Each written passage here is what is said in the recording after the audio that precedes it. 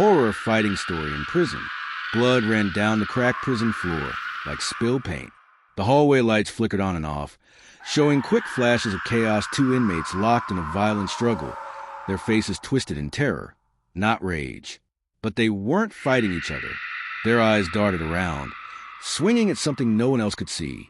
The screams echoed through cell block D, deep and raw, the kind that made even the toughest men freeze.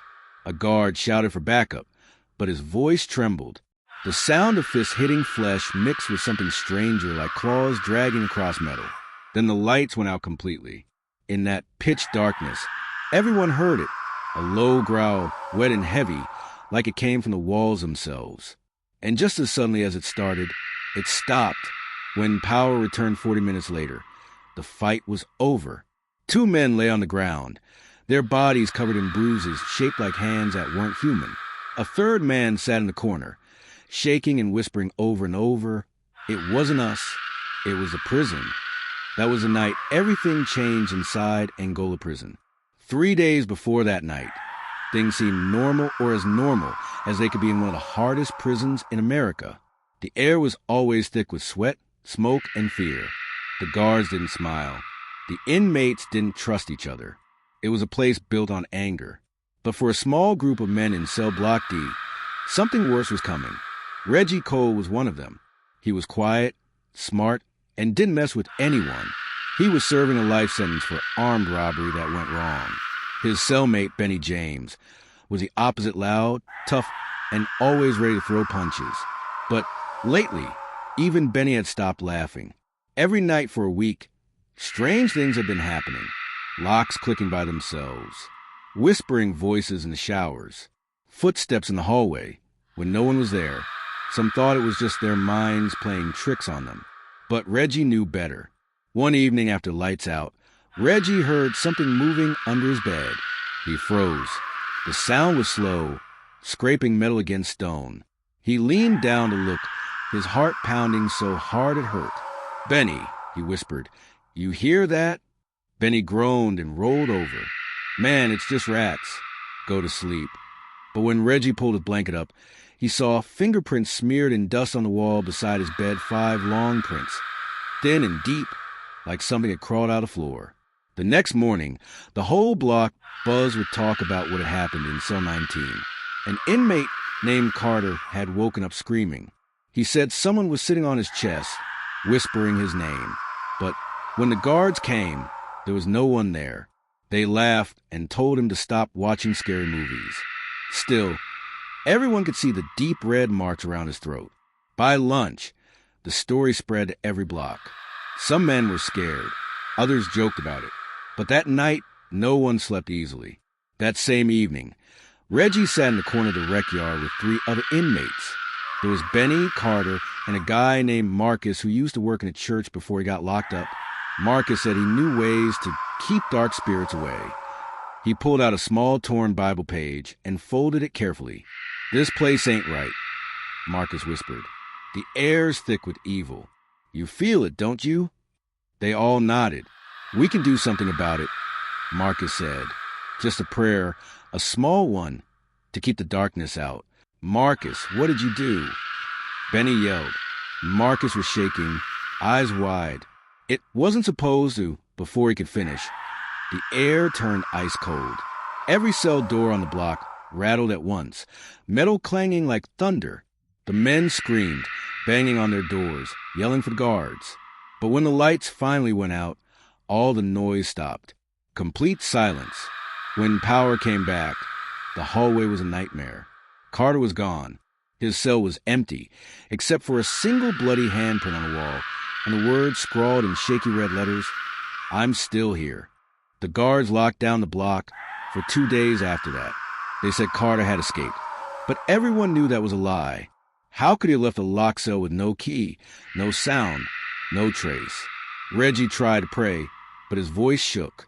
Benny refused to talk. Marcus just sat in the corner, staring at the floor, whispering the same words again and again. "We opened something." On the 3rd night, just after midnight, Reggie woke up to the sound of heavy breathing right next to his ear. He turned slowly, expecting to see Benny. But Benny was sound asleep. The sound was coming from under the bed. He leaned down, his heart racing. And that's when he saw it. 2 pale hands, with fingers too long to be human, reaching out of the shadows. Reggie screamed, and the lights went out again. Reggie's scream echoed through the dark, but no one came. The entire block was swallowed in silence again, except for the slow, wet breathing under his bed. He stumbled backward, hitting the cell bars so hard it rattled the metal. "Benny, wake up, man. Wake up." Benny jumped up, eyes wide, confused. "What's wrong with you?" Reggie pointed to the floor, but the thing was gone. Only deep scratch marks were left on the concrete, dragging from under the bed to the wall. The air smelled like rust and something rotten. Benny looked at him like he was losing his mind. "Ain't nothing there," he said. But before he could finish, a loud bang came from the next cell. Then another, like someone was slamming fist against the metal fast and hard. The other inmates started shouting, "Guard! Guard!" but no guards came. Then a voice spoke from down the hall. It wasn't loud, but it was clear. "You shouldn't have called me." Reggie froze. It sounded like Marcus, but twisted, almost like 2 voices at once. He gripped the bars and shouted, "Marcus, what's going on?" But there was no answer, only a strange scraping sound, like something heavy being dragged. Then the hallway lights flickered again, glowing sickly yellow before dimming into darkness. Benny grabbed a small mirror they used to check the hallway through the bars. He angled it out, his hands shaking. "Oh, man! Oh, no!" he whispered. Reggie took the mirror. What he saw made his stomach drop. Marcus was standing in the middle of the hallway, his head tilted down, whispering to himself. The Bible page lay on the ground, soaked in something dark. Behind him, the walls seemed to move, rippling like something alive was crawling inside them. The pipes groaned and a gust of freezing air swept through the cells, carrying with it a whisper that didn't sound human. Still here, Benny backed away, panicking. "We gotta call the guards," he yelled, slamming the call button over and over. But the intercom just buzzed with static. Then, through the noise, a voice hissed, "No guards tonight." A loud crash came from the far end of the hallway. One of the cell doors swung open by itself. An inmate ran out, screaming, "Let me out! Let me out!" He didn't make it far. His body was yanked backward into the darkness. Reggie tore off his shirt and pressed it against the wound.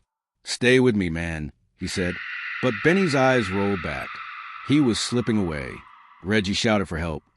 But the only sound was a blaring alarm. And then, just when he thought it was over, Marcus started to speak again. "It's not trying to kill us," he said in that strange double voice. "It's trying to get out." The wall behind him cracked open, the concrete splitting like something was pushing from the other side. A cold wind rushed through the cell block, blowing out the last of the lights. Through the crack, a shape started to form, tall, twisted, with limbs too long to be human. It crawled out slowly, its movements jerky and wrong. Its face, if it even had one, was covered in dark, shifting lines like smoke. Every inmate who saw it started screaming, some praying, some crying. Reggie couldn't move. He was frozen, watching as it turned its head toward him. The creature tilted its head the same way Marcus had, then whispered in that same deep, broken voice, "You called me." Reggie grabbed Benny's arm and tried to pull him up, but Benny was too weak. The creature started crawling toward their cell, its fingers scraping the floor, leaving deep marks in concrete. Reggie backed up until his back hit the wall. "Stay away," he shouted, but it didn't stop. It reached the bars, pressed its face close to metal, and smiled a thin, stretched smile that didn't belong to anything alive. Then, just before it could reach in, the backup power kicked in. The lights blazed bright white, and the creature vanished in a puff of thick black smoke. The guards stormed in seconds later, yelling orders and unlocking doors. Reggie dropped to his knees, shaking. Benny was still breathing, barely. Marcus lay motionless on the floor, his eyes still open but empty. The guards dragged everyone out, shouting questions, but no one answered. What could they say? That something invisible attacked them? That the prison walls moved? They wouldn't believe it. As the guards led Reggie down the hall, he looked back at Marcus's cell. The wall that had cracked open was smooth again like nothing ever happened.